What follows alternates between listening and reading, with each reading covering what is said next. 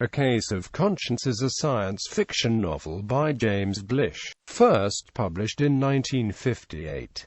It is the story of a Jesuit who investigates an alien race that has no religion yet has a perfect, innate sense of morality, a situation which conflicts with Catholic teaching. The story was originally published as a novella in 1953, and later extended to novel length, of which the first part is the original novella. The novel is the first part of Blish's thematic After Such Knowledge trilogy, followed by Doctor Mirabilis, Black Easter, and The Day After Judgment. The story is unusual in several respects. Few science fiction stories of the time attempted religious themes, and still fewer did this with Catholicism. Many reacted negatively to the story, but surprisingly few Catholics were among them. One even sent James Blish a copy of the actual church guidelines for dealing with extraterrestrials. These are not detailed, but merely suggest overall strategy based on whether the beings have souls or not, and if they have them, whether they are fallen like humans, or exist in a state of grace. Plot: the story is set in 2049.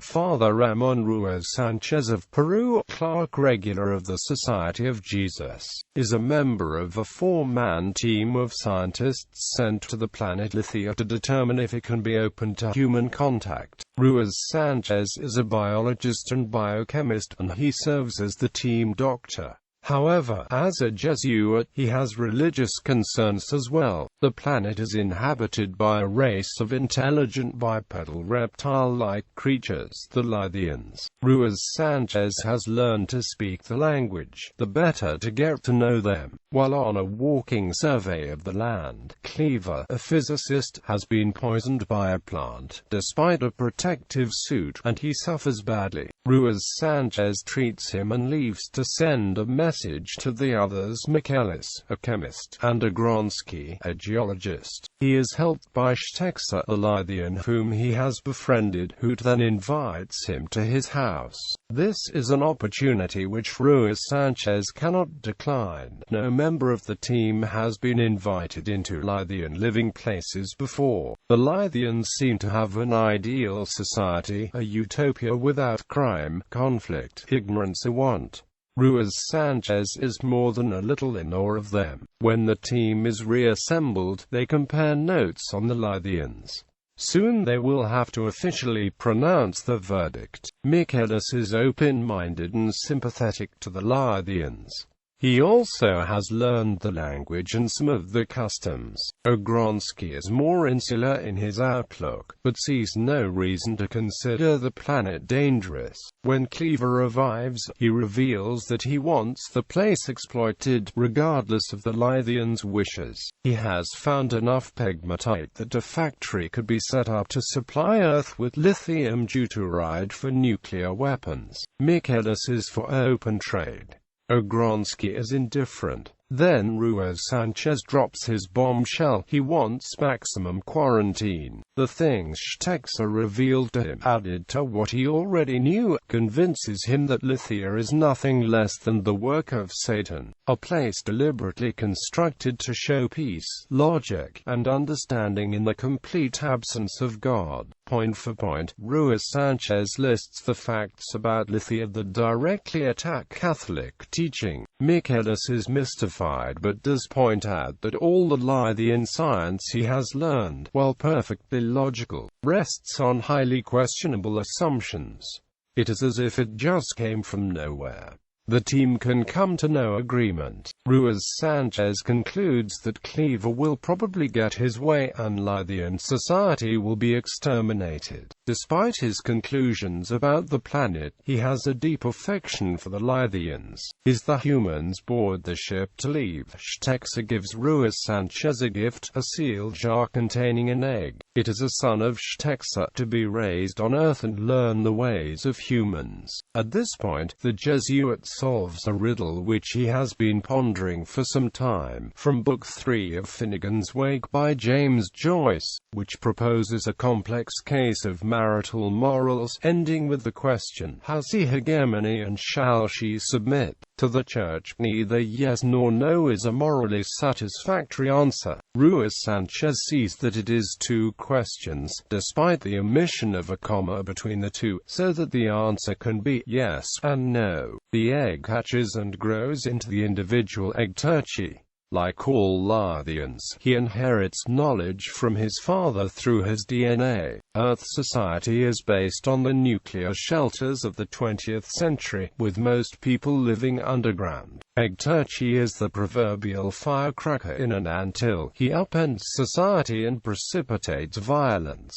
Ruiz Sanchez has to go to Rome to face judgment. His conviction about Lithia is viewed as heresy, since he believes Satan has the power to create a planet. This is close to Manichaeism. He has an audience with the Pope himself to explain his beliefs. Pope Hadrian VIII, a logical and technologically aware Norwegian, points out two things Ruiz Sanchez missed. First, Lithia could have been a deception, not a creation. And second, Ruiz Sanchez could have done something about it, namely, perform an exorcism on the whole planet. The priest bows his head in shame that he has overlooked an obvious solution to his own case of conscience while he was absorbed in a book which, to all intents and purposes, might have been dictated by the adversary himself. 628 pages of compulsive demoniac chatter. The Pope dismisses Ruiz Sanchez to purge his own soul, and to return to the Church if and when he can. A violent mass riot breaks out, fomented by egg turkey and made possible by the psychosis present in many of the citizens as a result of living in the shelter state during the riot. Ogronsky dies as a result of being stung by one or more genetically modified honeybees. Ruiz Sanchez administers extreme unction, despite his almost faithless state. Egg turkey secretly boards a spaceship to Lithia. Michaelis and Ruiz Sanchez are taken to the moon, where a new telescope has been set up, based on a fundamental twist on the Hartle equations which makes it possible to see around normal spacetime, as well as travel around it, so that the instrument presents a view of Lithia in real time, bypassing the delay caused by the speed of light. Cleaver is on Lithia, setting up his reactors, but the physicist who invented the telescope technology believes he has found a fault in Cleaver's reasoning. There is a chance that the work will set off a chain reaction in the planet's rocks and destroy it. As they watch on the screen, Ruiz Sanchez pronounces an exorcism. The planet explodes, eliminating Cleaver and egg turkey, but also Shtexa and all the things Ruiz Sanchez admired. It is left ambiguous whether the extinction of the Lythians is a result of Ruiz Sanchez's prayer or Cleaver's error reception, while faulting the novel for extreme unevenness.